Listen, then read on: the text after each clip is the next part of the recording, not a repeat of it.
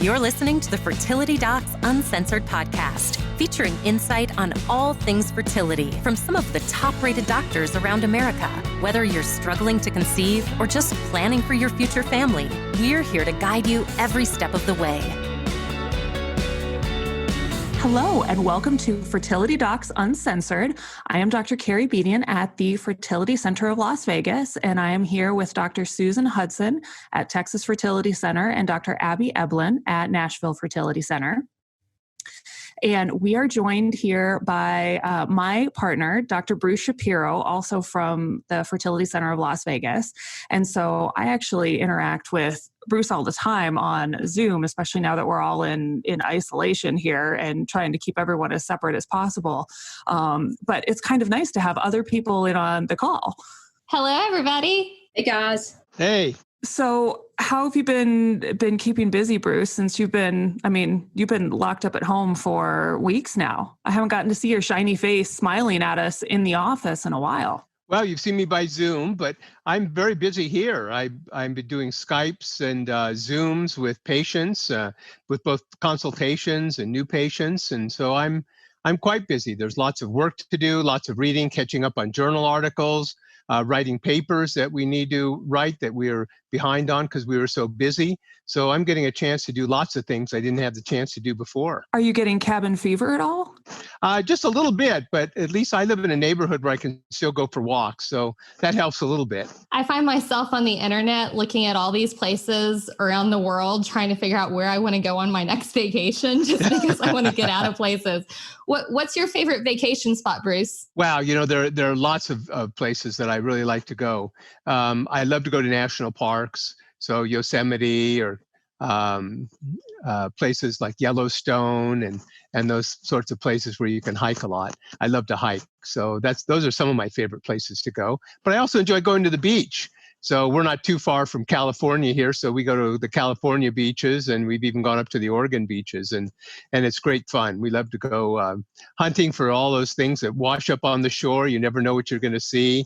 Sometimes you see some strange animals. Sometimes you can roll over the seaweed, and you can see all sorts of strange types of shells and sea creatures. It's a lot of fun. So, Bruce, I'm pretty sure I know the answer to this. When was the last time you went in the ocean water?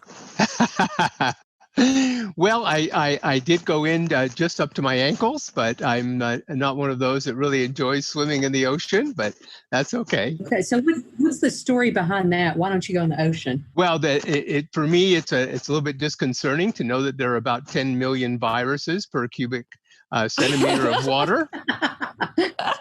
But not the COVID virus. You're talking about like a diverse diaspora of creatures, right? Yes, they're all sorts. They're harmless to humans for the most part, but the idea of doing that is a little bit disconcerting. And I don't know if you've ever looked under the microscope at seawater. I mean, it's a veritable zoological garden. So I think it's good to have all those creatures in the ocean, but I don't really feel like drinking them when I'm swimming. I think that's really a unique perspective, because I think most people would be concerned about, like when I was talking to my ophthalmologist about a trip to the beach, he was talking about how he swims when he goes to Maui in the water, and he's worried about sharks. You're worried about viruses. I don't think I've ever heard anybody ever say they were scared to go in the ocean because of the viruses. Well, it's not the same virus that's affecting us now, but there's a lot of creatures per cc of water. I'll let them remain where they are. I don't need to imbibe. I do have to say that I find myself becoming more and more of a germaphobe as the years go on. Oh, yeah, absolutely. It's interesting. My teenage daughter just told me the other day, she goes, Mom, I don't think I'm ever going to be able to go, or at least not for the next few years, to a concert again with all those people and all those germs around me. I think it's really changed our society with the COVID virus. It could be. Well, we're certainly going to be on the lookout for the next pandemic once this one's over. Yeah, that's this one first. Yeah, that's an encouraging thing to hear. And particularly given all the research that's going to come out of this. So one of the reasons why I joined the Fertility Center of Las Vegas is that Dr. Shapiro is a phenomenal researcher. I mean, we are very privileged to have our own statistician on staff, and the staff is oftentimes fussing at us as physicians because we need to be seeing patients, and we're in Forrest, our statistician's office, talking about, well, what if we did this? And what if we did this? And what if we did this? And really some of the phenomenal research that has shaped our field has come out of those interactions headed by Dr. Shapiro with frozen embryo transfers. So one of the things that, because we have you in a captive audience right now and you're stuck at home, we get the pleasure of talking to you about this, is how did that research come to pass? Like, what was it that made you say, the standard is to do a fresh embryo transfer, but we really need to look into that and change that standard because we think we can do it better? Well, it actually happened many years ago, back in the late 80s. We were doing IVF, and we noticed that we had these extraordinarily high pregnancy rates in our donor egg population. So we kept wondering, well, how come we're getting such high pregnancy rates in our donor egg population when the same age group patients aren't getting pregnant when they use their own eggs? And kind of scratched our heads, and I kept thinking about it, and I said, well, the main difference between just having young, healthy eggs and the rest of the population and having autologous or patients that are using their own eggs is that in the patients that are using their own eggs, their uterus, since we did all fresh transfers, their uterus was exposed to all the hormones that came with developing those eggs. So there were high estrogen levels, progesterone levels, and the progesterone levels would rise asynchronously sometimes with the estrogen levels. So I thought, well, gosh, maybe it would be a better idea to put these embryos into a pre-prepared endometrium that's devoid of all the hormone manipulations that occur during a stimulation cycle when we're trying to get eggs. And so we tried that, but the problem is that back in the late 80s, early 90s, our freezing techniques weren't very good. And so the survival rate for our embryos wasn't sufficient to really be able to demonstrate any advantage to the process. So to put that in perspective for people listening who, some are docs, so they know all about this, but when you say freezing embryos, are you talking about putting it in an ice cube tray and popping it in, the freezer that we bought from Home Depot? Or can you tell us a little bit more about what that is so that we know really what it used to be and what it is now? Well, what we used to have when we started freezing embryos is we had controlled rate freezers. And these were computer-driven modules, machines that would freeze the embryo at a controlled rate of decline of temperature. So it would lower the temperature at computer-controlled intervals to try to avoid ice crystal formation inside the embryos, which is what actually does them in from the freezing process. Mm-hmm. And these were good, but they weren't great. And the loss from the freezing process outweighed any possibility of gain from the process of putting it back into a perfect endometrium. So we really couldn't get ahead of the game. So we kind of put that on the shelf, and I didn't think about it again for about 22 years.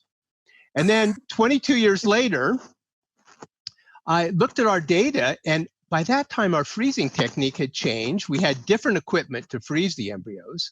And I looked at our rates, and I said, oh my goodness, here, our freezing rates, our rates with thawed embryos are higher than our fresh ones. Maybe it's because our freezing rates have now gotten to the point where what we originally thought was going to be the case can now be proven. So what we did is we said, well, there's really only one way to find this out. What we're going to do is we're going to take half the patients and we'll say, look, we're going to go ahead and put your embryos back just like we always did. And in the other group, we said, well, what we're going to do is we're going to get your eggs, fertilize them, and freeze them. And then we'll put them back in another cycle that doesn't have all the hormones present from making the eggs in the first place. So we did that study, and we set a limit. We have to, before you do a human study, you have to submit your plans to an institutional review board. And the Institutional Review Board, this is a board that makes sure that you're treating patients correctly, that you're not going to do anything unethical, and just to make sure everything is done the way it should be in a scientific study. And what they said is, we're really worried that you're going to do harm to the patients who are in the freezing arm, those patients who you're freezing and putting back later. We think that you might be doing harm to those cycles so that those patients may not get pregnant at the higher rate that we would expect in the fresh cycle, even though we told them we think the opposite is going to be true. We think that the frozen arm may do better than the fresh arm. They said, well, nonetheless, we got to have a safety valve. So the safety valve is that after 100 patients, we were going to stop the study just for a second and take a look. And we wanted to make sure that we weren't doing any harm to the freeze-thaw arm of the study. Mm-hmm. So we did the study and we stopped at 100 patients, just like we had planned to do. And we looked at the results, and we said, oh my goodness, the freezing arm has done so much better than the fresh arm that we have to stop the study, because it would be unethical to continue the study in the presence of such profound differences, because we actually would be harming the group that didn't freeze their embryos.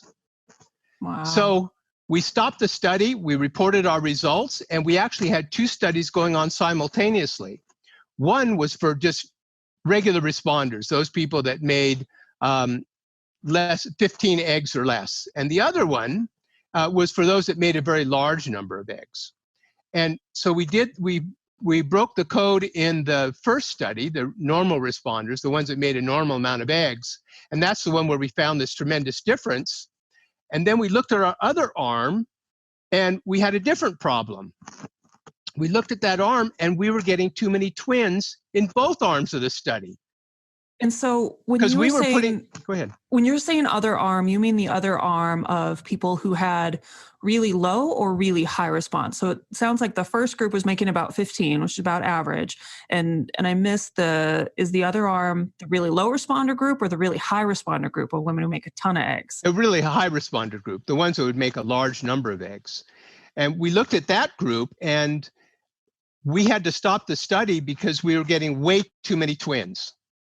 And it would have been unethical to continue that study because the twin rate was so high that we were putting too many patients at risk of all the complications associated with twin pregnancies. When we looked at that study more closely, we found that the embryos were implanting in the frozen arm, even if they weren't good quality embryos. So we still saw the same effect that we expected, which was that the lining of the uterus, when it's made perfect, can accept an embryo better than when it's the lining of the uterus that's been subjected to all those hormones that we need to give patients and the responses to those hormones after stimulation for egg development and retrieval. So was it hard to get patients to agree to this? Because at the time, because this was in the early 2000s, I mean, freezing was popular and had been around for a while, but like you said, common dogma was you don't freeze an embryo unless you absolutely have to, and you don't use a frozen embryo unless the better embryo that you transferred first in a fresh cycle didn't work. And so was it hard to get patients to agree to participate in this? Actually, it wasn't. We explained the study to them and what we were trying to accomplish, and the patients were very excited to participate. So we were quite surprised, and they studies, and when we published this, they called back and wanted to know what happened with it, because them, of course, don't read the literature, because it's a literature that usually reproductive endocrinologists mostly read. And so we were happy to tell them that they had participated in this, and many of them came back for another cycle for baby number 2. And of course, they had their frozen embryo still, and the majority of them got pregnant with baby number 2. Bruce, approximately what year was this published? We published it in 2011. And we actually presented the studies a short time before at the European Society of Human Reproduction and Endocrinology. So just to tell you a little personal story, my daughter was born through IVF, and I was doing it across the country. And she was born in 2010, and we were doing PGTA, which back then was PGS.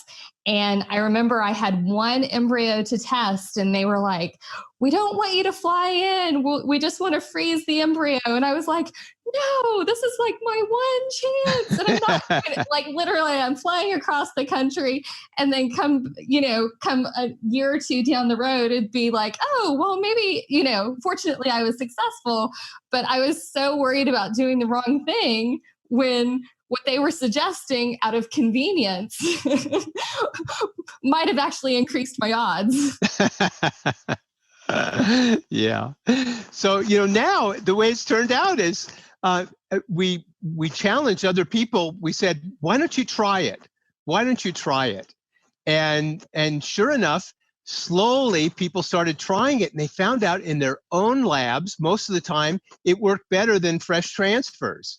And then it just caught on like wildfire. And now there are more frozen transfers done in the United States than there are fresh transfers. So kind of a little bit of a contribution we were able to make. So whenever we go to conferences, I feel like you are almost always on the docket of speakers, because the fresh versus frozen debate still goes on today. And watching you with these other speakers debating fresh versus frozen is always really entertaining to me, because granted, I hear a lot of it at home, but it's always interesting because you are always on the list of people talking about the merits of frozen transfer and how much more effective it is. Yes, that's true. It's still a hot topic today. Not everybody accepts it, but the number of people that accept it are greater than the ones who don't. And it's happening more and more throughout the world. So I hear from my colleagues all around the world that, they go, "Hey, Bruce, we tried that and we want you to know it works." And you being the polite soul that you are, I am sure, I am absolutely positive, have never actually said, "Well, yeah, I told you so." No. Years ago. Because, no, you can't you're say wonderful and you would never do that. But there's sometimes that I think about it on your behalf when we're standing at meetings and talking to people of, "Well, yeah, didn't you read his research? That was, awesome out of here 8, 9, 10 years ago." So thanks so much, Carrie. I think it's definitely one of those things that, there's somebody who starts doing it, and then somebody else is like, "Oh, well, how are your success rates doing so well?" And it's like, "Well, I started doing this." And then they're like, it takes a little time for the dominoes to hit, but it's slowly going everywhere. Wonderful. Well, thank you so much. Is there anything else you want to add in about frozen embryo transfers or what you're looking to in the future to look at for how you're going to make the next big change in how we all do things? Well, we're still not done yet. Now that we are putting in embryos into a uterus that's going to give them the greatest chance of conception, of getting pregnant, now we have to work to make the other side better. So now we have to work on the uterus side and make that better and better so that our pregnancy rates can go up even higher. And that's what our current round of research is doing. Excellent. And we are torturing our MAs and all of our coordinators on a daily basis saying, "All right, enroll more into this study and let's do this and let's do that." And you can kind of see them roll their eyes every time we do it. And then as we get information in, they're like, "Oh, this is great." So it's all worth it. It is definitely all worth it. Definitely. Well, thank you for everything. Thank you so much for joining us, Bruce. I appreciate it. Oh, my pleasure. Much. And this has been Fertility Docs Uncensored with Dr. Abby Eblen of Nashville Fertility Center, Dr. Susan Hudson of Texas Fertility Center, our guest, Dr. Bruce Shapiro, and myself, Dr. Carrie Bedient of the Fertility Center of Las Vegas. So hope to hear you all, see you all soon, and have a wonderful day. Bye, everybody. Bye.